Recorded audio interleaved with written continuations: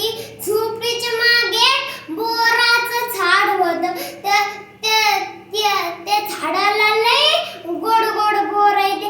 आजीला ते बोर खूप आवडायचे. संध्याकाळपर्यंत ते झाड गच्च भरलेलं असायचं. आजी झोपली असताना एक कोल्हा तिथे आला. त्याला खूप भूक लागली होती. त्याने अंगणात पडलेले बोर बघितले.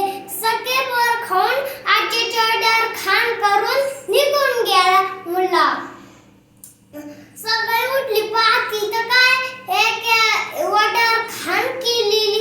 झाडाखाली एक पण बोर नाही. मग आजीच्या लक्षात आलं कोणीतरी बोर चोरून नेतंय. तिने ठरवलं की आज रात्री बघायचं की आपले बोर कोण चोरतंय. ती संध्याकाळी जागीच राहिली.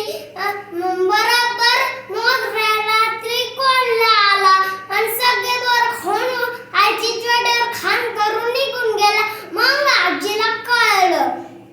तिने ठरवलं रात्र होईपर्यंत तिने चुलीवर गरम करण्यासाठी ठेवलं. कोल्ह्याचं लक्षात तेव्हा त्याला वाटलं की मला आज तर छान पाट आहे बसायला आणि तो गरम तव्यावर बसला आणि चटका लागला म्हणून वाटू लागला.